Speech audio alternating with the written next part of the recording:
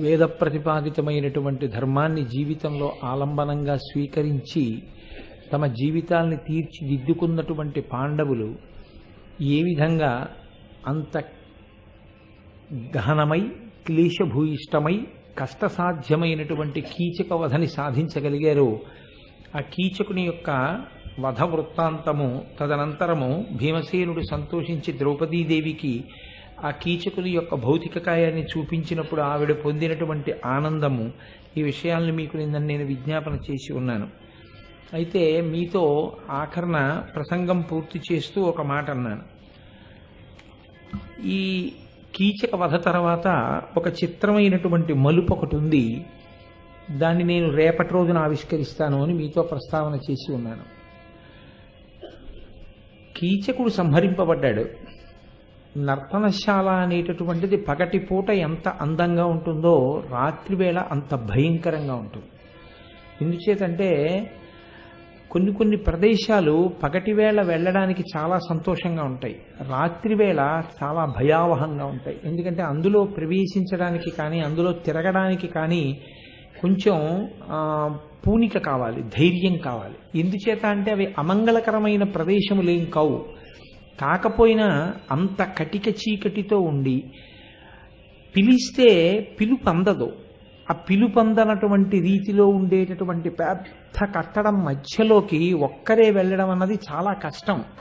ఇది నిన్నటి రోజునే భీముడు నర్తనశాలలో ప్రవేశించేటప్పుడే అసలు ఆ ప్రాంగణం ఎలా ఉంటుందో చెప్పకుండా చెప్పారు తిక్కన గారు. అందుకే ద్వాంతాకారిత కుంజకుట్టిమ ఘనస్తంభావళీ రూపమున్ ప్రాంతాది ప్రవిభాగ భోగ నిలయ ప్రాగ్ద్వారమున్ కాతరస్వాంతత్రాసకరంబునై దురభివేశంబైన యాలోను నిశ్చితుడై సతికేలు పట్టుకొని చొచ్చన్ భీముడత్యుగ్రతన్ అంటూ ఆ పద్యాన్ని మనకి అందించారు. కటిక చీకట్లో సింహద్వారం కూడా కనపడదు. ఒకసారి లోపలికి వెళ్ళిపోయిన తర్వాత లోపల ఉండేటటువంటి మనిషి కేక వేసినా బయట ఉన్న వాళ్ళకి వినపడదు. కాబట్టి మీరు ఆలోచించండి, అప్పటి వరకు ఒక పరిస్థితి. కీచకుణ్ణి చంపుదామని వెళ్ళారు, కీచకుణ్ణి చంపేశాడు. కీచకుణ్ణి చంపేసిన తర్వాత ఇప్పుడు ఎంత కాదన్నా ప్రాంగణం కొంచెం భయమునకు హేతు అవుతుంది. ఎందుచేత అంటే అక్కడ ఒక పీనుగు ఉంది, ఒక శవం ఉంది. ఒక శవం ఉండేటప్పటికీ అంత పెద్ద ప్రాంగణం, కటిక చీకటి, మనుష్యులు ఎవ్వరు లేరు. బలవంతంగా చంపబడినటువంటి ప్రాణి ఒకటి అక్కడ ఉంది. అందున విపరీతమైన కామోద్రేకంతో కోరికతో వచ్చి చచ్చిపోయాడు. అది సామాన్యంగా చచ్చిపోలేదు, లోకంలో ఎన్నడూ చూడనటువంటి రీతిలో మాంసపు ముద్దగా చేయబడి ఉన్నాడు అక్కడ. అటువంటి చోట ఒక మగవాడు నిలబడమే కొంచెం కష్టం, ఒక ఆడది ఉండడం మరీ కష్టం. కానీ ఒక చిత్రమైన విషయం ఒకటి జరిగింది. భీముడు ద్రౌపదీదేవితో అన్నాడు, నేను బయలుదేరి వెళ్ళిపోతున్నాను, నువ్వు ఉండు అని వెళ్ళిపోయాడు. ఆమె కూడా ఏమందంటే సరే మీరు బయలుదేరండి అంది. భీముడు బయలుదేరిన తరువాత ఇంచుమించుగా మీరు కథాక్రమాన్ని గమనిస్తే 1 గంట సేపు నర్తనశాలలో కీచకుడి శవం దగ్గర ద్రౌపదీదేవి ఒక్కతే ఉంది. ఎవ్వరు లేరు నర్తనశాలలో, కేవలం ఆమె ఒక్కతే ఉంది. ఎలా లెక్క కట్టారు మీరు? గంట సేపు పట్టిందని. ఇంచుమించుగా గంట అని అంటున్నారు కదా, అలా మీరు లెక్క కట్టడానికి ఆధారం ఏమైనా ఉందా భారతంలో అంటే ఉంది. ఎలా ఉంది అంటే కీచకుణ్ణి సంహరించిన తరువాత భీముడు ఎవరికంటా పడకుండా జాగ్రత్త తీసుకుని తాను శయనించేటటువంటి ఇంటికి వెళ్ళాడు. అంటే వంటవాళ్ళు ఉండేటటువంటి ప్రదేశానికి వెళ్ళాడు. వెళ్ళి వెలుతురులో తన ఒళ్ళు చూసుకున్నాడు. ఒళ్ళంతా నెత్తుటి మరకలతో ఉంది. కాబట్టి ఇప్పుడు కొన్ని నీళ్లు తీసుకుని తన ఒంటికి అంటుకున్నటువంటి నెత్తురంతా కడిగేసుకున్నాడు. కానీ అప్పటికే ఆ నెత్తురు అట్టలు కట్టింది. అట్టలు కట్టి ఉండడంలో అప్పటికే తాను శవాన్ని ద్రౌపదీదేవికి చూపించి కొంతసేపు మాట్లాడి నడిచి వచ్చినటువంటి కారణం చేత ఒంటి మించి నెత్తుటి వాసన వస్తోంది, పుల్లటి వాసన. ఈ వాసన పోవాలని ఆ వాసన పోగొట్టగలిగినటువంటి ద్రవ్యములతో తన ఒళ్ళు కడుక్కున్నాడు. ఒళ్ళు కడుక్కుని నిద్ర పట్టలేదు కానీ పక్క మీద పడుకుని ఉన్నాడు. ఇదంతా జరిగేంత వరకు ద్రౌపదీదేవి ఒక్కతే ఉంది నర్తనశాలలో. ఎందుకున్నది అన్న విషయాన్ని విరాట పర్వంలో ఎక్కడా చెప్పలేదు. ఇది మనకి కూడా అర్థం కాదు కదా. మనకి ఎక్కడి వరకు అర్థం అవుతుందంటే కథ అది ఊర్జిత కథోపేతంబు అయినా కూడా ఎందుకు భీముడు ద్రౌపది నర్తనశాలకి వెళ్ళారు అన్నంత వరకు మనకు అర్థమవుతుంది. ద్రౌపదీదేవిని ఒక్కదాన్ని వదిలిపెట్టేసి భీముడు వెళ్ళిపోయాడు. ఒక గంట సేపు ద్రౌపది ఒక్కతే కీచకుడి శవం దగ్గర కటిక చీకట్లో నర్తనశాల లోపల ఉన్నది అని నేను అన్నాను అనుకోండి. భీముడు ఎందుకు వదిలి వెళ్ళాడో, ద్రౌపదీదేవి ఎందుకుందో ఏమైనా అర్థమవుతుందా? అంటే ఇత పూర్వం విరాట పర్వాన్ని సునిశ్చితంగా పరిశీలనం చేసిన వాళ్ళైతే అర్థమవుతుంది. సామాన్యంగా ఎవరికైనా దీని వెనక ఉండేటటువంటి మర్మం అంత తేలికగా అర్థం అవ్వడం కష్టం. ఎందుచేతంటే ఆ పరిస్థితుల్లో ఏం చేయాలి? ద్రౌపదీదేవిని వెంట పెట్టుకుని తీసుకెళ్ళిపోవాలి భీముడు. తీసుకెళ్ళిపోయి ఆమెని సుదేష్ణా మందిరం దగ్గర విడిచిపెట్టి తాను వెళ్ళాలి. అలా వెళ్ళకపోయినా కనీసం తను వెళ్ళిపోయేటటువంటి ప్రాంగణం దగ్గర ఆవిడ్ని వీడ్కొలిపి నువ్వు ఇంకా సుదేష్ణ మందిరంలోకి వెళ్ళిపోని వెళ్ళిపోవాలి. అలా వెళ్ళలేదు. భీముడు వెళ్ళిపోయేటప్పుడు నేను బయలుదేరుతున్నానన్నాడు. అంటే నువ్వు నాతో రావక్కర్లేదని దాని అర్థం. ఆవిడ కూడా నేను వస్తాను అని అనలేదు. అంటే ఆవిడ అలా ఉండాలని ముందనుకున్నారని అర్థం కదండి. ఇప్పుడు నేను అన్నది మీకు అర్థమైందో లేదో మళ్ళీ అంటున్నాను. భీముడు నేను వెళ్ళిపోతాను నువ్వు ఉండు అన్న అర్థం వచ్చేలా నేను బయలుదేరుతున్నాను అని ద్రౌపదీదేవిని వదిలి వెళ్ళిపోకూడదు. ఒకవేళ వెళ్ళిపోతున్నాడు, అదేమిటి నేను వచ్చేస్తున్నాను అని ద్రౌపదీదేవి అనలేదు.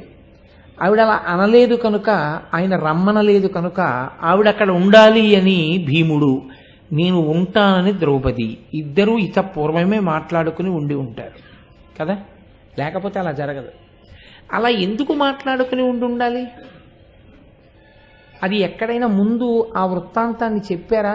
వాళ్ళిద్దరూ మాట్లాడుకున్న సన్నివేశాలన్నీ మీకు నేను చెప్పాను. యుద్ధం ఎలా జరిపించాలని భీముడు అనుకుంటున్నాడో కూడా మీకు నిన్న నేను చెప్పాను. కానీ కీచక మరణం వరకు చెప్పాడు. కానీ భీముడు కీచక మరణం తర్వాత ఇద్దరు ఎలా ప్రవర్తిద్దామన్న విషయాన్ని భీముడు చెప్పలేదు. ద్రౌపదీదేవి కూడా ఎక్కడా తర్వాత ఇంకా మాట్లాడలేదు. మరి అటువంటిది ఎందుకు ఉంచేసినట్లు ద్రౌపదీదేవిని? ఆవిడ ఎందుకుంది ఒక గంట పాటు అంటే నేను చెప్పడం ఎందుకు? మీకు అర్థమైపోతుంది. ఎలా అర్థమైపోతుంది? ఒక్కటే ఆధారం, కథ ఎలా నడిచింది అన్న దాన్ని బట్టి తెలిసిపోతుంది. ఇందులో మీరు బహుభంగిమల జాగ్రత్తగా ఆలోచన చేయండి. విరాట పర్వంలో అత్యంత కీలక ఘట్టం కీచక వధ. దాని తర్వాత ఉత్తరగోగ్రహణం, దక్షిణగోగ్రహణం. ఇప్పుడు వెళ్ళిపోయాడు భీముడు. ఒక గంట ఉంది, తర్వాత ఏదో ఒకటి చెయ్యాలిగా ద్రౌపదీదేవి. ఇప్పుడు ఆవిడ బయటికి వచ్చింది నర్తనశాలలోంచి. ఆ ప్రాంగణాన్నంతటినీ కాపలా కాసేటటువంటి వాళ్ళు ఎక్కడో దూరంగా ఉన్నారు. ఎందుకంటే అక్కడికి ఎవరు వస్తారు అని ఏదో దూరంగా ఉన్నారు వాళ్ళు. ఆ కాపలా కాసేటటువంటి వాళ్ళు ఎక్కడున్నారో అక్కడికి వెళ్ళింది. నర్తనశాల కాపలా కాసేవాళ్ళు, రాజుగారి యొక్క శయన మందిరాన్ని కాపలా కాసేవాళ్ళు, వీళ్ళిద్దరికీ ఓ తేడా ఉంటుంది. నర్తనశాల లాంటి ప్రాంగణాన్ని కాపు కాసేవాళ్ళు నిరంతరం అప్రమత్తతతో శూలాలు చేత పట్టుకుని అలా 1000 కళ్ళతో ఏం తిరుగుతూ ఉండరు. ఇందులోకి ఎవడొస్తాడన్న ఆలోచన ఒకటి ఉంటుంది సహజంగా. అందుకని వాళ్ళు కూడా ఏదో అంత పెద్ద ప్రాంగణం కనుక అటువైపు ఇటువైపు ఉన్నారనుకోండి, ఇటువైపు నుంచి వచ్చే వాళ్ళని వాళ్ళ అన్ని వేళలా పట్టుకోగలరని మీరు ఊహించలేరు. ఇప్పుడు ఆవిడ తనంత తాను కాపలా వాళ్ళు ఉన్న దగ్గరికి ఆవిడ వెళ్ళింది. వెళ్ళి వాళ్ళని పిలిచింది. పిలిస్తే వాళ్ళు గుర్తుపట్టారు ఈవిడ సైరంధ్రి అని, ద్రౌపది అని కాదు. ద్రౌపది అని గుర్తుపడితే అజ్ఞాతవాసం భంగం అయిపోతుంది. సైరంధ్రి మాలిని అని గుర్తుపట్టారు. ఏమిటి, ఎందుకు పిలుస్తున్నావు, నువ్వు ఇక్కడ ఎందుకున్నావు, వస్తుంది కదా ప్రశ్న, ఏమిటి అన్నారు వాళ్ళు. అంటే ఆవిడ ఒక మాట చెప్పింది. నా పతులకు గంధర్వుల చేపడి మృతి పొందే వీడి సింహబలుండు, ఈ పాపాత్ముని చూడుడు దుర్వ్యాపార ఫలంబు కాంచనని పలుకుటయ్యను. సింహబలుడున్నాడే కీచకుడు, వాడు నా భర్తలైనటువంటి 5 గంధర్వుల చేతిలో పడి చచ్చిపోయాడు. లోపల ఉంది వాడి శవం, వెళ్ళి చూడండి అంది. వాళ్ళకి భయం. వాళ్ళకి కూడా నర్తనశాల లోపలికి వెళ్ళడం అంటే అంత ధైర్యంగా వెళ్ళరు. భీముడు వెళ్ళినట్టు ఎవరు వెళ్తారండి? అందుకని వాళ్ళు ఒక 4-5 కలిసి చేతులు పట్టుకుని లోపలికి వెళ్ళారు కాగడా పట్టుకుని. వెడితే వాళ్ళకి ముద్దగా ఉన్నటువంటి శవం కనపడింది. ఇప్పుడు అది కీచకుడిదే అనడానికి ఏమైనా ఆధారం ఉందా? వాళ్ళు అంత జాగ్రత్తగా దగ్గరికి వెళ్ళి ఇది కీచకుడి శవమేనా అని చూసి గుర్తులు పట్టినట్టు భారతంలో లేదు. కానీ వాళ్ళు శవాన్ని చూశారు. ఆవిడ చెప్పిన మాట బట్టి అది కీచకుడి శవం అంటారు. వాళ్ళు ఎంతకన్నా ఎందుకు చూడలేదంటే అంత భయానకంగా ఉంది ఆ శవం. అదొక మాంసపు ముద్ద, గుండ్రటి ముద్ద ఉంది అక్కడ. నేను వాళ్ళు అంతకన్నా చూడడానికి వాళ్ళకి ధైర్యం సరిపోలేదు. కాబట్టి వాళ్ళు ఏం చేస్తారు, ఉత్తర క్షణంలో పెద్ద పెద్ద కేకలేశారు. కీచకుడు చచ్చిపోయాడు, కీచకుడు చచ్చిపోయాడు, కీచకుడిని చంపేశారు, కీచకుడిని చంపేశారు అని అరుచుకుంటూ వాళ్ళు బయటికి పరిగెత్తుకొచ్చారు. వాళ్ళు ఎవరు అక్కడ నిలబడలేదు. కానీ ద్రౌపదీదేవి మాత్రం వాళ్లతో పాటు మళ్ళీ లోపలికి వెళ్ళింది. ఏ తల్లి చెప్పిందో కీచకుడు చనిపోయాడని, ఆ తల్లి ఈ భటులు లోపలికి ఎడుతున్నప్పుడు వాళ్లతో పాటు వెళ్ళింది. వాళ్ళు పారిపోయి బయటకు వచ్చేశారు. ఆవిడ అక్కడే నిల్చుంది. మళ్ళీ మీరు చాలా జాగ్రత్తగా గమనించాలి. ఇది చాలా ఆశ్చర్యంగా ఉంటుంది. ఇలా ఎందుకు చెయ్యాలి ద్రౌపది అని నేను ఇప్పుడు మీకు చెప్పేస్తాను ఆ మర్మం. కొంచెం జాగ్రత్తగా వినండి. వాళ్ళు వేసుకున్న ప్రణాళిక ఏమిటో తెలుసా అండి? భీముడు ద్రౌపది చంపి వచ్చేస్తే తెల్లవారిన తర్వాత నర్తనశాల తలుపులు తెరిచి నర్తనశాల లోపలికి వెడతారు. ఎప్పుడు వెడతారు? 9 గంటల వేళో 10 గంటల వేళో ఆ సంగీత నాట్య తరగతుల ప్రారంభ సమయంలో వెడతారు లోపలికి. వెళ్ళినప్పుడు అక్కడ శవం కనపడుతుంది. దేవుడు ఇంత మాంసం ముద్ద, ఇంత శవం ఉంది ఏమిటంటారు. తర్వాత మిగిలిన వాళ్ళని పిలుస్తారు. అది ఎవరి శవం గుర్తుపట్టే ప్రయత్నం చేస్తారు. ఆధారం ఏమిటంటే ప్రధానంగా కీచకుడి నగలు. ఆయన సర్వాలంకార భూషితుడై వచ్చాడు. ద్రౌపదీదేవి దగ్గరికి ఎడుతున్నాను అనుకుని. కాబట్టి ఇప్పుడు ఆ శవాన్ని కదిపినప్పుడు ఆ నగలు పైకి వస్తాయి. ఆ తర్వాత కాళ్ళు చేతులవి కడుపులోంచి పైకి లాగితే పైకి వస్తాయి. అప్పుడు గుర్తుపడతారు. గుర్తుపడితే శవదహనం చేయడానికి ఆలస్యం అవుతుంది. ఎవరు చేసి ఉంటారు ఈ పని అన్నది వార్త గుప్పుమంటే శత్రురాజులందరూ కూడా యువతల రాజ్యంలో కీచకుడు పోయాడు అని ఆలోచన చేస్తారు. కాబట్టి పైగా రాచకుటుంబం యొక్క పరువు బయటపడిపోతుంది. ఇది ఎటు తిరిగి ఎటు వస్తుందో తెలియదు ఈ కార్యక్రమం. అందుకని రాత్రివేళ తెలిస్తే ఈ విషయం రాత్రికి రాత్రి అంతఃపురంలో ముందు పైకి పొక్కుతుంది. కీచకుడు ఇంత ఘోరంగా చచ్చిపోయాడన్న వార్త పైకెడితే రాచకుటుంబం యొక్క పరువు మర్యాదలు వీధిని పడిపోతాయి. కీచకుడు ఇంత దారుణ కృత్యానికి ఒడిగట్టాడు, అందుకే 5 గంధర్వుల చేతిలో చచ్చిపోయాడంటారు. అందుకని అసలు శవం ఎవరికీ కనపడకుండా తెల్లవారేసరికే దాన్ని అంత్యక్రియలు చేసేస్తారు. కాబట్టి దీని మీద ఎక్కువ చర్చ జరిగే అవకాశం ఉండదు. ఎక్కువ చర్చ జరగకపోతే కౌరవుల తరపున తిరుగుతున్నటువంటి గూఢచారులు దీన్ని కనుక్కునే అవకాశం ఉండదు. దీన్ని పసిగట్టే అవకాశం లేకపోతే దుర్యోధనుడి అనుమానం విరాట నగరం మీద పడే అవకాశం ఉండదు. కాబట్టి రాత్రికి రాత్రే చెప్పాలి. అది భీముడు చెప్పడం కుదరదు. భీముడు చెప్తే నీకెలా తెలుసు, నువ్వెందుకున్నావు ఇక్కడ అని అడుగుతారు. అందుకని భీముడు వెళ్ళిపోవాలి. ఎవరు ఉండాలి? ద్రౌపదీదేవే ఉండాలి. ద్రౌపదీదేవిని నువ్వెందుకు వచ్చావు ఇక్కడికి ఇంత రాత్రి వేళ అని అడగక్కర్లేదు. ఎందుకని? ఆవిడ్ని రాచవీధిలో వెంట తరిమేడు కీచకుడు. కాబట్టి ఖచ్చితంగా కీచకుడు సంకేత స్థలంగా దాన్ని కీచకుడు నిర్ణయించాడనుకుంటారు. ఆవిడ్ని ఒత్తిడి చేశాడు, భయపడి వచ్చింది. ప్రచ్ఛన్నంగా గంధర్వులు వచ్చారు. ఆవిడ నర్తనశాల ప్రవేశం చేసిన తరువాత 5 గంధర్వులు కలిసి కీచకుణ్ణి చంపేశారు. ఎలా చంపారు, ఏ ఆయుధాలు వాడారో అన్నది తెలియడానికి కూడా అవకాశం లేని మాంసపు ముద్ద. కాబట్టి ఇప్పుడు దాన్ని ఏమి పరిశీలన చేయడానికి లేదు. కాబట్టి అంత్యేష్టి సంస్కారం చేసేస్తారు. కానీ ద్రౌపదీదేవి అక్కడ ఉండి ఆవిడే పిలిచి నా భర్తలు చంపారు అని చెప్తే ఇప్పుడు లోకం నింద చేయదు. ఆవిడ్ని తప్పకుండా ఆవిడ నిజాయితీని గుర్తిస్తుంది. ఎందుకు గుర్తిస్తుంది మీరు ఆలోచించండి. ఈ తప్పులో నర్తనశాలకి రావడంలో తన భార్య పాత్ర కూడా ఉంటే గంధర్వులు ఆమెని ఉపేక్షించారు. తప్పు చేయడానికి ప్రయత్నించిన కీచకుడు ఎంత దోషో సహకరించడానికి సిద్ధపడిన తమ భార్య కూడా అంతే దోషి. తమ భార్యని విడిచిపెట్టి కీచకుణ్ణి చంపి వాళ్ళ భార్యని సురక్షితంగా వదిలిపెట్టి వెళ్ళారు, ఆవిడే వచ్చి చెప్పింది అంటే కీచకుడే బలవంతంగా ఆవిడ్ని రమ్మని ఒత్తిడి చేశాడు తప్ప ఆవిడ గంధర్వులకి చెప్పింది నువ్వు వెళ్ళు, నీకెందుకు మేము చూస్తామన్నారు, వచ్చి చంపేశారు. ఆవిడ తప్పు లేదు, ఆవిడ జోలికెడితే ఇలా ఉంటుందని ఒక హెచ్చరిక దొరుకుతుంది. కాబట్టి ఇప్పుడు భీముడు అక్కడ ఉండకూడదు, ద్రౌపదియే ఉండాలి. ద్రౌపదియే వచ్చి భటులకు చెప్పాలి. చెబితే ఇప్పుడు ఈ భటులు వెళ్ళి చూసి పెద్ద కేకలేస్తారు. కేకలేస్తే రాచకుటుంబంలో తెలుస్తుంది. విరాట్ రాజు గారు ఏమంటాడంటే ఇది 10 మందికి తెలియడానికి వీలు లేదు, తెల్లవారే లోపల కాల్చేయండి శవాన్ని అంటాడు. కాబట్టి కాల్చేస్తారు. ఇది ఎవరి ప్రణాళిక? భీమసేనుని యొక్క, ద్రౌపదీదేవి యొక్క ప్రణాళిక. ఇది తిరగబడింది. కీచక వధ వరకు సక్రమంగా జరిగింది. కథ ఎక్కడ తిరగబడిపోయిందంటే ఆమె ఏమనుకుందంటే భటుల్ని పిలుస్తాను, భటులు వచ్చి చూసి అరుస్తారు, రాచకుటుంబీకులు వస్తారు, వచ్చి చూసి కాల్చేస్తారనుకుంది. అకస్మాత్తుగా 105 మంది ఉపకీచకులు వచ్చారు.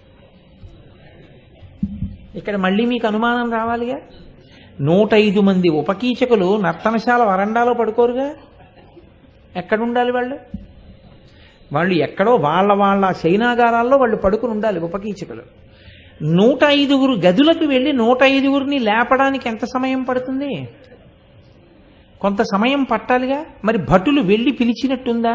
ఒకవేళ వెళ్ళి పిలిస్తే ఉపకీచకుల ఇంటికి వెళ్ళి పిలుస్తారా, విరాట్ రాజు గారి ఇంటికి వెళ్ళి చెప్తారా? ముందు విరాట్ రాజుకే చెప్తారు, రాజు కాబట్టి. సుదేష్ణకి చెప్తారు.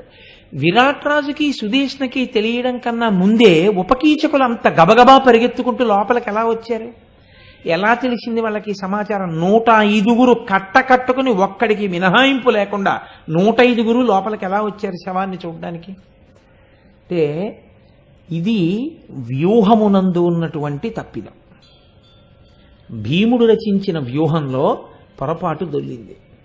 ఎక్కడ దొర్లింది అంటే అక్కడ ఎవ్వరికీ తెలియనటువంటి ఒక పెద్ద రహస్యమైన ఒప్పందం కీచకుడికి ఉపకీచకులకి ఉంది. ఏమిటా ఒప్పందం అంటే ఆయన తన అంగరక్షకుల్ని విడిచిపెడతాడు కొన్ని సమయాల్లో. సాధారణంగా అంగరక్షకులు లేకుండా కీలకమైనటువంటి వ్యక్తులు ఎక్కడికి వెళ్ళరు, ఎప్పుడూ అంగరక్షకుల పక్కన ఉంటారు. అంగరక్షకులను కూడా విడిచిపెట్టి వెళ్ళాడు అంటే ఇదిగో ఇప్పుడు చేయడానికి ఏ దుర్మార్గ పని చేయడానికి వెళ్ళాడో అలాంటి పనులకు వెళ్ళేటప్పుడు అంగరక్షకులను విడిచిపెట్టి వెళ్ళిపోతూ ఉంటాడు. అయినా కీచకుడికి ఉపకీచకులకి ఉన్న ఒప్పందం ఏమిటంటే కీచకుడి వలన మాత్రమే వాళ్ళు సమస్త భోగములను పొందుతూ ఉంటారు. కాబట్టి వాళ్ళ బ్రతుకు మీద ఆశలు, వాళ్ళు పొందేటటువంటి సౌఖ్యాలు అన్నీ కీచకుడి మీద ఆధారపడ్డాయి. కాబట్టి కీచకుడు వద్దని అనక్కర్లేదు, రమ్మని అనక్కర్లేదు. ఎప్పుడూ వాళ్ళు కీచకుడి వెంటే వెళుతుంటారు. వెంట తీసుకురావడం, వెంట తీసుకురాకపోవడం అంగరక్షకులకు వర్తిస్తుంది, ఉపకీచకులకు వర్తించదు. వాళ్ళు నీడ వంటి వారు. నేను నా భార్యని నాతో రావద్దని చెప్పగలను, నా బిడ్డల్ని నాతో రావద్దని చెప్పగలను, నా అంత్యవాసులను నాతో రావద్దని చెప్పగలను, నా నీడని నాతో రావద్దని నేను చెప్పలేనుగా. ఉపకీచకులు కూడా కీచకుడికి అంతే. వాళ్ళ 105 మినహాయింపు ఉండదు, వాళ్ళు ఎప్పుడూ కీచకుడిని రక్షించుకుంటూ ఉంటారు. అందుకని వాళ్ళు 105 వస్తారు. 105 వచ్చినా వాళ్ళు లోపలికి రాలేదు. ఎందుకు రాలేదు అంటే సందర్భం అటువంటిది. వాళ్ళు 105 కూడా నర్తనశాలలోకి వచ్చి కూర్చొని చూసే సన్నివేశం కాదు వాళ్ళు వెళ్ళింది. అందుకని 105 బయట ఉండిపోయారు దూరంగా. నర్తనశాల ఎటువంటిది? కేక వేసినా అందనిది. అందుకని తిక్కన గారు ప్రాంగణాన్ని అలా వర్ణించారు. నర్తనశాల లోపల నుంచి కేక వేస్తే నర్తనశాల బయట ఉన్నటువంటి వాళ్ళకి అందదు. కానీ ఉపకీచకులు ఏమనుకున్నారంటే కీచకుడు బయటకు వచ్చేస్తాడు, వచ్చిన తర్వాత కీచకుడు వెంబడి వెళ్ళిపోతాం, వెళ్ళిపోయి కీచకుడు పడుకుంటే వాళ్ళు పడుకోవాలి. కీచకుడు ఇంకా పడుకోలేదు, అందుకని వాళ్ళు పడుకోరు. వాళ్ళు 105 నక్కియే ఉన్నారు నర్తనశాల చుట్టుపట్ల. పెద్ద ప్రమాదం ఎక్కడ తప్పిందో తెలుసా అండి? కీచకుడు అరవకపోవడంలో వచ్చింది. కీచకుడే కాని పెద్ద పెద్ద కేకలు వేసి ఉంటే 105 ఉపకీచకులు కూడా లోపలికి వెళ్ళిపోయేవారు. తన పరువు పోతుందని కీచకుడు అరవలేదు, అజ్ఞాతవాసం భంగం అవుతుందని భీమసేనుడు అరవలేదు. ఇప్పుడు కీచకుడు మరణించాడు, కానీ భటులు పైకొచ్చి వేసిన కేకలు ముందెవరికి వినపడ్డాయి? ఉపకీచకులకు వినపడతాయి, అక్కడే ఉన్నారు కాబట్టి. ఇప్పుడు వాళ్ళు పరుగున లోపలికి వెళ్ళిపోయారు. 105 ఉపకీచకులు వచ్చి శవాన్ని చూసి చెప్పుకుంటున్నారు. అందులో కొందరు స్పృహ తప్పిపోయారు శవాన్ని చూడగానే. అంటే చెప్పకుండా చెప్తారు కొన్ని రహస్యాలు చెప్పేటప్పుడు. శవాన్ని చూసి స్పృహ తప్పిపోయిన వాడు యుద్ధం చేయడమునందు నైపుణ్యం ఉన్నవాడని మీరు అనుకోగలరా? కోడిని కోస్తుంటే చూసి కళ్ళు తిరిగి పడిపోయేటటువంటి వాడు పెద్ద పెద్ద నెత్తుటి మడుగులు చూడగలరా? చూడలేడు. అంటే ఆయనకి అసలు రక్తం అంటేనే భయం అన్నమాట. అలాంటి వాళ్ళు కొంతమంది ఉంటారు లోకంలో.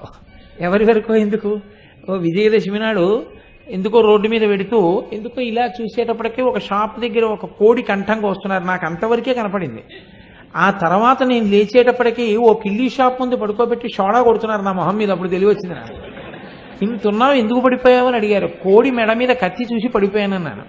ఆ తర్వాత ఒకసారి మా అమ్మగారికి గోరు చుట్టు వేసి ఇంతున్నాడు కదా పట్టుకోపోతాడా అనుకుని డాక్టర్ గారు మీ అమ్మగారు చేయి పట్టుకోవయా అని చెప్పి ఆవిడ వేలిద్దాని మీద ఇలాగ టక్కని కత్తితో కొట్టి ఆ చీము పిండుతున్నారు. అంతే తెలుసు నాకు. ఆ తర్వాత డాక్టర్ గారు చూసే వేళటికి నేను కూడా ఒక బెడ్ మీద పడుకుని ఉన్నాను.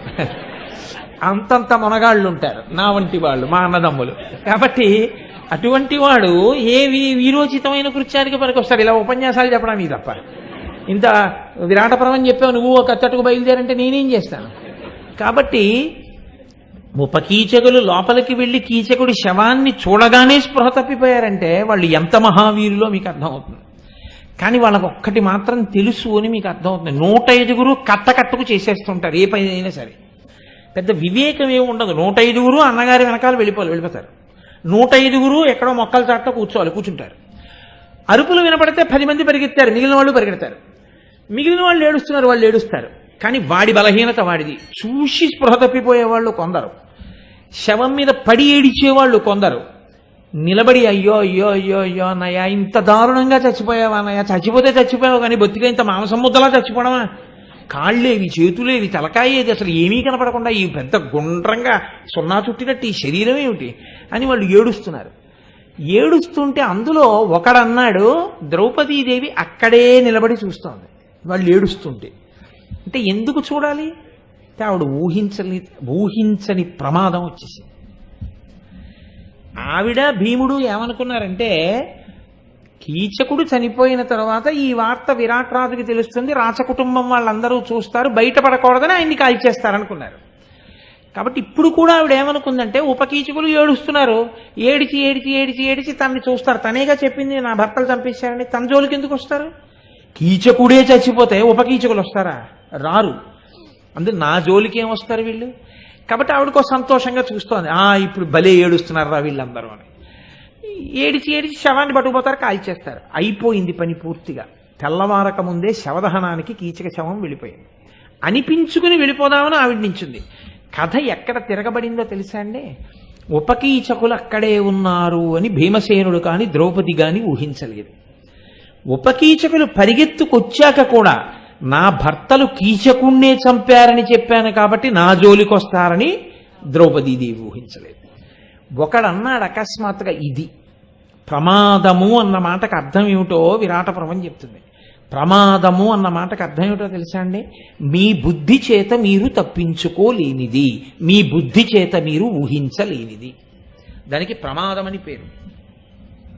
అటువంటి ప్రమాదం తప్పుకోవాలి అంటే ఏది సరిపోదు. మీరు ఎంత తెలివైన వాళ్ళు అవ్వండి, మీరు ఎంత డబ్బున్న వాళ్ళు అవ్వండి, మీరు ఎంత ఉద్యోగాలు చేస్తూ ఉండండి తప్పదు.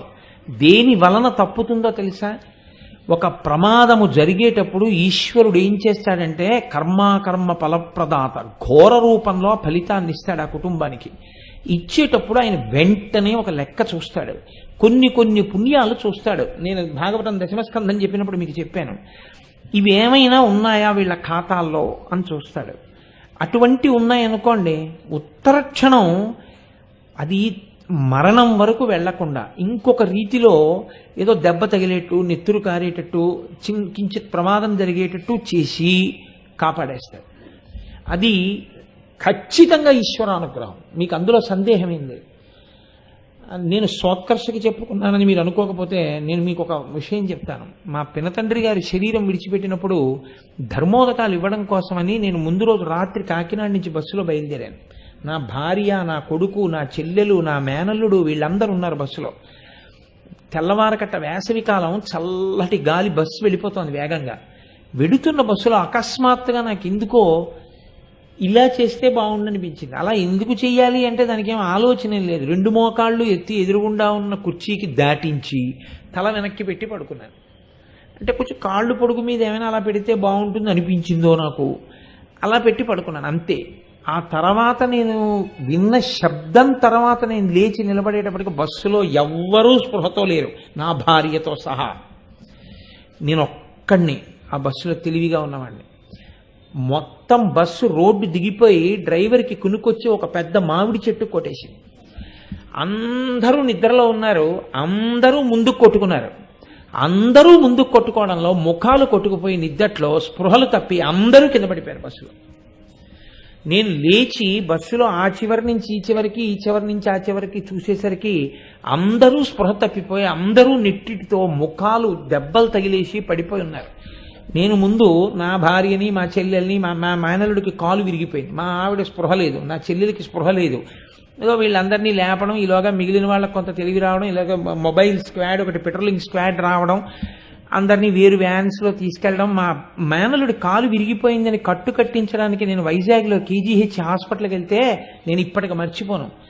చాలా మంది ఆ రోజు బస్సులో ఉన్న వాళ్ళందరి పరిస్థితి పగటిపూట చూశాను. ఈ పళ్ళు బద్దలైపోయి ఈ లోపలికి వెళ్ళిపోయి కొట్టుకున్నప్పుడు, ముందు ఊచలకి కొట్టుకున్నప్పుడు నేనొక్కడని కించిత్ దెబ్బ తగలకుండా బస్సులో ఉన్నవాడిని కేవలం ఒక్కడిని. నా ప్రమేయం ఏమైనా ఉందా? నేను ఇదిగో ఈ కారణం వల్ల నాకు ఏ దెబ్బ తగలకుండా నేను బస్సులో కూర్చోగలిగాను అని చెప్పడానికి నాదన్న ప్రజ్ఞ ఏమైనా ఉందా? మీరు చెప్పండి. అందులో ఏమీ లేదు. ఏమీ లేకపోయినా నేను ఎందుకంత దెబ్బ తినలేదు అంటే ఒక్కటే కారణం. ఈ జన్మలో నేను ఎన్ని పాపాలు చేసినా, అంటే నేను పాపాలు కోరుండి చేసిన వాడను కాను, స్తోత్రం చేసుకోకూడదు కాబట్టి ఆ మాట అంటున్నాను. నాకు తెలిసి నేను ఎన్నడూ కావాలని ఎవరిని బాధ పెట్టలేదు, అటువంటి పాపకృత్యం చేయలేదు. వాళ్ళు తప్పు చేస్తే దూరం పెడితే, వాళ్ళు బాధపడితే వాళ్ళ కర్మ, నేనేం చేయలేను. కాబట్టి నేను మీతో ఎందుకు ఈ మాట మనవి చేశానంటే, ప్రమాదం అంటే మీ బుద్ధి చేత ఊహించి మీరు తప్పుకోవడానికి కుదరనిది. మీ బుద్ధి సరిపోదు, మీకు మీరు తప్పుకోలేరు. ఈశ్వరుడు తప్పించాలి. అప్పుడు దేనికి తప్పించాలి ఈశ్వరుడు? అయినప్పుడు అందుకే ఈశ్వరుడికి సనాతన ధర్మంలో కర్మాకర్మ ఫలప్రదాత అని ఒక పేరు. అంటే మీరు చేసిన పనులను అడ్డుపెట్టే చూస్తాడు, చెయ్యొచ్చా చేయకూడదా అని చూస్తాడు ఆయన. నమ శివాభ్యాం అశుభాపహాభ్యాం ఆపదామపహర్తారం దాతారం సర్వసంపదాం. ఒక ఉపకారం చెయ్యాలి అంటే మీ పుణ్యం ఉందా చూస్తాడు ఈశ్వరుడు. కాబట్టి ఇప్పుడు వ్యూహం భగ్నం అయిపోయిందా లేదా? భగ్నం అయిపోయింది. వాళ్ళు అనుకున్నట్లు జరగలేదు, వెళ్ళిపోయాడు భీముడు, ద్రౌపది దొరికిపోయింది.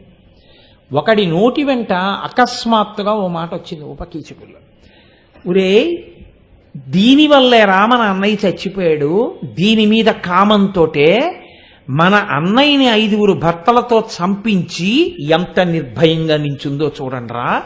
అన్నయ్య మాంసపు ముద్దయిపోయాడు, ఇది నవ్వుతూ నించుంది. మన అన్నయ్య శరీరంతో కోరిక తీర్చుకోలేకపోయాడు, కనీసం దీని శరీరాన్ని అన్నయ్య శరీరాన్ని కలిపి కట్టి తీసుకెళ్లి కాల్చేద్దాం అన్నాడు. అంటే నేను మీతో ముందే చెప్పా, ఉపకీచకులు ఎటువంటి వాళ్ళు అంటే ఒకడేమంటే మిగిలిన వాళ్ళందరూ అలాగే అలా చేసేద్దాం రా అన్నారు, పట్టేసుకున్నారు ద్రౌపదీదేవిని. భీముడు లేడు.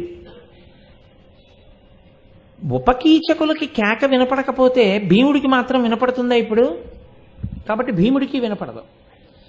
ఇప్పుడు వాళ్ళు ఏం చేశారంటే, ఒకడు పరుగు పరుగు పరుగు పరుగు, ఈలోగా వేగుల వాళ్ళు వెళ్ళి విరాటరాజు గారికి చెప్పారు కీచకుడు మరణించాడని. ఆశ్చర్యపోయి సుదేశ్, నేను మీకు ఇత పూర్వం నుంచి చెప్తున్నా, అంతఃపురంలో కర్ఫ్యూ వాతావరణం లాంటిది ఉంది, ఎవరికి వాళ్ళు భయంలో ఉన్నారు అని. కీచకుడు నర్తనశాలలో చచ్చిపోయాడు, ద్రౌపదీదేవి అక్కడే ఉండి ఆవిడే చెప్పింది నా భర్తలే చంపేశారు. ఉనికిపోయాడు విరాటరాజు. సుదేష్ణ దగ్గరికి వెళ్ళి నీ తమ్ముడు చచ్చిపోయాడని చెప్పాడు. ఆవిడ ఏడుస్తోంది. ఈలోగా ఉపకీచకుల్లో కొంతమంది పరిగెత్తుకొచ్చారు. మా అన్నయ్యని చంపేసినటువంటిది అక్కడే ఉంది, దాన్ని కూడా కలిపి అన్నయ్యని తీసుకెళ్లి దహనం చేసేస్తున్నాం అన్నారు. ఎందుకంటే వాళ్ళకి అవమానం. తెల్లవారు లేస్తే కీచకుడు నర్తనశాలలో ద్రౌపదీదేవి వల్లే ఇంత మాంసపు ముద్ద కింద చచ్చిపోయాడు, మామూలుగా కొట్టలేదు, దిక్కుమాలిన చావు చచ్చిపోయాడని లోకం అంటుందేమో, ఇంత సింహబలుడు ఇంత చావు చచ్చాడని అనుకోకముందే కాల్చేస్తే గొడవ ఉండదు. భీముడు అనుకున్న వ్యూహం కొంత ఫలించింది, కొంత బిడిసికొట్టింది. ఇప్పుడు ఎవరు రక్షించాలి? భీముడు ఉన్నాడా? ఈశ్వరుడు రక్షించాలి. దీనికి ప్రమాదమని పేరు. ఇంత పకడ్బందీ వ్యూహాన్ని రచన చేస్తే వ్యూహం ఎలా తిరిగి వచ్చిందో చూడండి. ఇప్పుడు దానికి ఏమైనా పెద్ద ఊరేగింపు ఉందా శవానికి? లేకపోతే దాన్ని ఏమైనా రాజలాంఛనాలతో తీసుకెళ్ళడం ఏమైనా ఉందా? వాళ్ళు విరాట్ రాజు దగ్గరికి పరిగెత్తారు, చెప్పారు కాల్చేద్దాం అనుకుంటున్నామని. విరాట్ రాజు ఏమన్నాడో వినే స్థితిలో వాళ్ళు లేరు, ఆవేశంలో ఉన్నారు. ఆయన కూడా ఎలా ఆలోచించాడంటే, ఇప్పుడు నేను చెప్పినా వీళ్ళు వినరు, నేనేమైనా చెప్తే వాళ్ళ కోపం వస్తుంది, వాళ్ళ అదృష్టం బాగుంటే ద్రౌపదిని కాల్చేస్తారు, వాళ్ళ అదృష్టం బాగుండకపోతే ఎవరు కీచకుడిని చంపారో వాళ్లే వీళ్ళని చంపేస్తారు. ఆయన ఊరుకున్నాడు. ఇప్పుడు ఇంకొక ప్రమాదం ఎక్కడి నుంచి వచ్చింది? రాజు జోక్యం చేసుకోకపోవడంలో వచ్చింది. అంతే. వాళ్ళు వెంటనే ద్రౌపదీదేవిని తీసుకొచ్చి ఈ మాంసపు ముద్ద కేసు కట్టారు. ఎంత భయంకరమైన స్థితి మీరు చూడండి. అటువంటి మాంసపు ముద్దకేసి తాళ్లతో కడుతుంటే మీరు ఊహించండి, మాంసం అంటే అదే ఇనం ముక్కలా ఉండదుగా, మెత్తగా ఉంటుంది. ఈవిడ శరీరం అందులోకి జొనపబడుతుందా, జొనపబడదా? ఆ మెత్తటి మాంసపు ముద్దలోకి ఈవిడ దిగింది. దిగితే ఈవిడ్ని కట్టేశారు. కట్టేసి పాడి మీద పడుకోబెట్టారు. పడుకోబెట్టి తీసుకెళ్ళిపోతున్నారు శ్మశానానికి. చీకట్లో తెల్లవారకట్ట, ఎవరికి కనపడకుండా తెల్లవారేటప్పటికి దహనం అయిపోవాలి. తీసుకెళ్ళిపోతుంటే నర్తనశాల దగ్గర నుంచి ఏడిస్తేనే అరిస్తేనే వినపడని పిలుపు శ్మశానానికి వీధిలో తీసుకెళ్ళిపోతుంటే అందున తాను చనిపోయిన కీచకుడి యొక్క శవానికి కలిపి కట్టేయబడ్డాను 105 ఉపకీచకులు ఉద్ధతితో కేకలు వేస్తూ తీసుకెళ్ళిపోతుంటే ఒక అబల కంఠం ఎలా వినపడుతుంది? అంటే వ్యూహం తిరగబడి ఎంత పెద్ద ప్రమాదం వచ్చేసింది చూడండి. కీచకుడు తేలిగ్గా చచ్చిపోయాడు, ఉపకీచకులు ప్రమాదాన్ని తీసుకొచ్చారు. ఇప్పుడు పోనీ ఓ భీమసేన నన్ను ఇలా తీసుకెళ్ళిపోతున్నారు అని ఆవిడ ఏమైనా అరిచింది అనుకోండి, అజ్ఞాతవాసం భంగం అయిపోతుంది. అందుకని ఏమైనా అరవడానికి ఉందా? లేదు. కానీ ఇదే ఈశ్వరుడు ఇచ్చేటటువంటి అనుగ్రహం. అంటే వాళ్ళు ఎందుకు పెట్టుకున్నారో తెలియదు. అత్యంత ప్రమాదం వస్తే మన 5గురం ఒకళ్ళనొకళ్ళం పిలుచుకోవడానికి మారుపేర్లు పెట్టుకుందామని ధర్మరాజు గారు 5గురికి మారుపేర్లు పెట్టాడు. కంకుభట్టు, వలలుడు ఇలాంటివి కాకుండా ద్రౌపదీదేవికి వాళ్ళు పెట్టలేదు. ఎవ్వరూ పిలవని పిలుపు మన 5గురమే పిలిస్తే ఎవ్వరూ అలా పిలవరు కదా, వీళ్ళు 5గురే అలా ఎందుకు పిలుస్తారు అని అనుమానం వస్తుంది ఆడదాని మీద.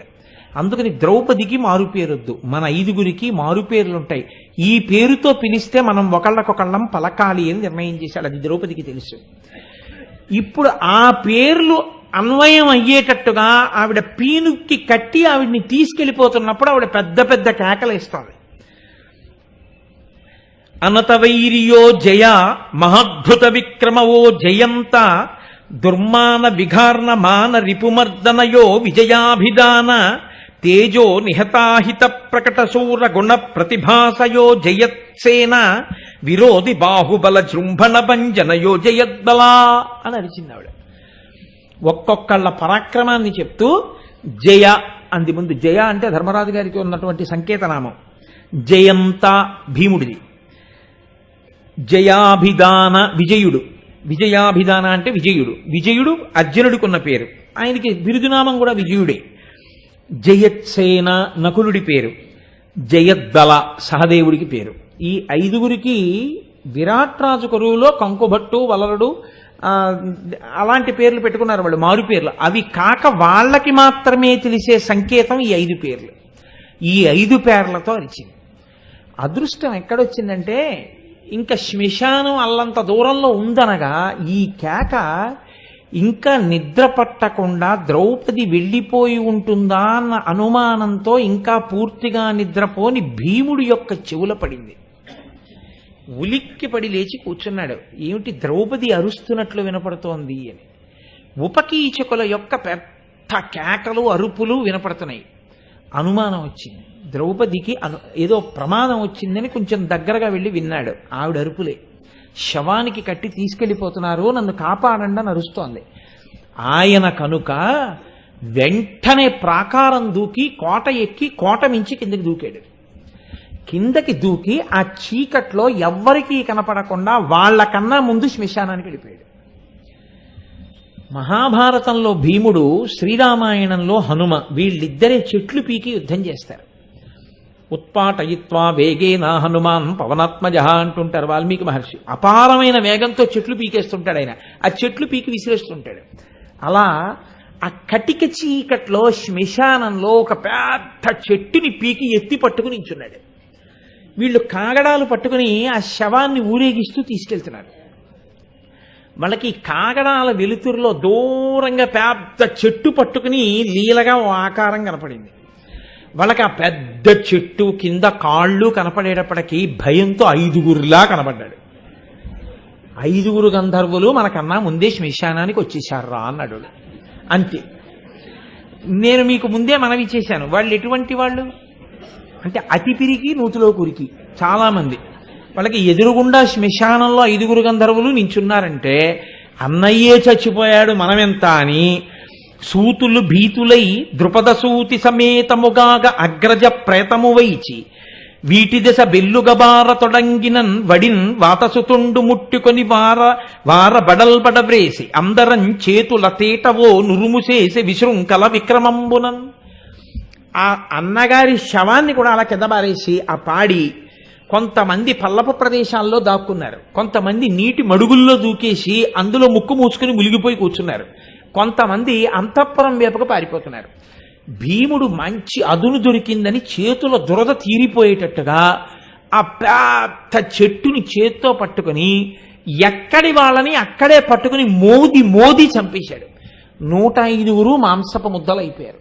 వాళ్ళకి ఎలా కనపడ్డాడంటే ఆ వేగంతో అంత రక్తపు మరకలతో ఒక్కొక్కళ్ళని దూకుతూ కొడుతుంటే 105వ వాడు చచ్చిపోయేవాడుకు కూడా వాళ్ళకి ఎలా కనపడ్డాడంటే 5గురు కొడుతున్నట్టే కనపడ్డారు. అంటే ఎంత వేగంతో కదులుతూ చెట్టు పెట్టి కొట్టాడో మీరు ఆలోచించండి. ఈశ్వరానుగ్రహం అండి నిజంగా. ఆ బలాలు అవి సామాన్యమైనటువంటి బలం కాదు. చీకట్లో ఒక్కడ తప్పుకు పారిపోతే చాలా అందులో 105గురిని చంపేశాడు. చంపేసి ద్రౌపదీదేవి దగ్గరికి వచ్చి ఆవిడ కట్లు విప్పాడు. కట్లు విప్పి నీకేం భయం లేదు, కీచకుడు చచ్చిపోయాడు, ఉపకీచకులు చచ్చిపోయారు, నిన్ను గుర్తించిన వాళ్ళు లేరు, నన్ను గుర్తించిన వాళ్ళు లేరు, ఆ 5గురు గంధర్వులే ఈ ఉపకీచకులను కూడా చంపారనుకుంటారు. సహేంద్ర తక్షకాయ స్వాహ, నువ్వు మాత్రం ఇక్కడి నుంచి వెళ్ళిపోన్నాడు అని తాను ఎలా వచ్చాడో అలా గుట్టు చప్పుడు కాకుండా తన వంటింటికి వెళ్ళిపోయాడు. ఈవిడ సచేల స్నానం చేసింది అన్నారు తిక్కన గారు. సచేల స్నానం అంటే కట్టుకున్న బట్ట మీద స్నానం చేసేస్తారు. అలా చేసింది అంటే కారణం ఆవిడికి మనసులో ఒకటి. ఏమిటి ఆ కారణం అంటే శవస్పర్శ లభించింది. శవాన్ని ముట్టుకుంది. మరి వేసి కట్టారు కదా, మరి శవాన్ని ముట్టుకుంది కాబట్టి సచేల స్నానం చేయాలి. బట్టల మించి స్నానం, బట్టలు విప్పి స్నానం చేసి బట్టలు తడపకూడదు, బట్టల మించి స్నానం చేసేయాలి. కాబట్టి సచేల స్నానం చేసింది. రెండో కారణం ఆవిడ మహా ధర్మమూర్తి. ఉపకీచకులకి కనీసంలో కనీసం ఒక మర్యాద తెలిసి ఉండాలి. ఏది అది అంటే ఆవిడ మీద ఎంత క్రోధమైనా ఉండొచ్చు. ఆవిడ ఏ పరపురుషుణ్ణి ద్వేషించిందో ఆ పరపురుషుడి శవానికేసి వేరొకరి భార్యని కట్టి తీసుకెళ్లడం కన్నా ఘోరం ఇంకోటి లేదు. ఈవిడ ధర్మం, వాళ్ళ అధర్మం రెండు ఫలితాలను ఇవ్వాల్సి వచ్చినప్పుడు ధర్మం ఎక్కువ ఫలితాన్ని ఇచ్చేసింది, అధర్మం కాలిపోయింది. అందుకని 105గురు మరణించారు. మీరెప్పుడూ ఆ విషయాన్ని విడిచిపెట్టకూడదు. భారతంలో ఎప్పుడూ దాన్ని గమనిస్తూనే ఉండాలి. కాబట్టి ఇప్పుడు 105 మంది ఉపకీచకులు కూడా మరణించారు. ఆమె సచేల స్నానం చేస్తే తిక్కనగారు అన్నారు, చీకట్లు పోయి వెలుతురు వచ్చే ముందు చేసినటువంటి ఆ సచేల స్నానం అజ్ఞాతవాసమో అరణ్యవాసమో అనేటటువంటి ఆవిడ కష్టాలు తీరిపోయి చేస్తున్న అవబృధ స్నానంలా ఉందన్నారు. అంటే అక్కడతో ఇంకా ఆవిడ కష్టాలు పూర్తయిపోయాయి. పాండవులకి శుభాలు కలగబోతున్నాయి. కానీ చిత్రం ఏమిటంటే ఈలోగా సుదేష్ణతో మాట్లాడుతున్నాడు విరాట్రాజు. ఆ మాట్లాడుతున్నవాడు అన్నాడు, చంద్రవదన ఇంక సైరంధ్రి ఇచ్చోట వాపవలయునేమి భంగినైన కాన నాదు పలుకుగా చెప్పు వెడలుటకు అనుగుణముగా ఆ మృగాక్షితోడ. ఓ సుదేష్ణ, ఇక ద్రౌపది ఈ ఊళ్ళో ఉండడానికి వీల్లేదు. నేను మాట్లాడను. ఎందుకని? ఆయనకి భయమే ఇప్పుడు ఇంకా. కాబట్టి నేను మాట్లాడను, నువ్వు మాట్లాడు. ఆడవాళ్లతో ఆడవాళ్ళు మాట్లాడితేనే బాగుంటుంది, మనసెరిగి మాట్లాడగలరు. ఎంత తెలివితేటలుగా మాట్లాడతారో పనికి మాలిన తెలివితేటలు. కాబట్టి నువ్వు చెప్పు, ఆవిడ ఇంకా ఈ ఊళ్ళో ఉండడానికి వీల్లేదు, ఇంకొక చోటికి ఎక్కడికైనా వెళ్ళిపోమ్మని చాలా మర్యాదగా ఆవిడితో చెప్పన్నాడు. ఎందుకని? ఆవిడెందుకు వెళ్ళిపోవాలి అంటే సుదేష్ణతో కారణం చెప్పాడు. ఆ కమలాక్ష రూపమతి మహిమాతిశయంబు మనోహరంబు భోగైక పరాయణుల్ పురుషులు అంగజుడప్రతికార చేష్టిత స్వీకృత లోకుడు అట్లగుట చేటు పురంబున వారికెప్పుడుంకాకెటులుండును ఇట్టి అవగాఢపు పొత్తు మనంగవచ్చునే. ఆమె చూస్తే అతిలోక సౌందర్యవతి, పురుషులు చూస్తే చపల చిత్తలు, మన్మధుడు చూస్తే అలాంటి వాళ్ళ మీద దృష్టి పడేటట్టు ఇలాంటి వెర్రి వాళ్ళ మీద బాణాలు వేస్తుంటాడు. కాబట్టి ఇంకా ఎంతమంది వెళ్ళాలి ఆ వరుసలో? ఈ నగరంలో ఇంకా చాలా మంది ఆ వరుసలో వెళ్ళడానికి వీల్లేదు. కాబట్టి ఆవిడని ఉత్తర క్షణం ఈ ఊరు విడిచిపెట్టి వెళ్ళిపోమ్మని చెప్పు అంటే ఎంత గమ్మత్తుగా చెప్పాడో చూడండి. లోపలి ఆలోచన ఇంకొకటి ఏమిటో తెలుసా అండి?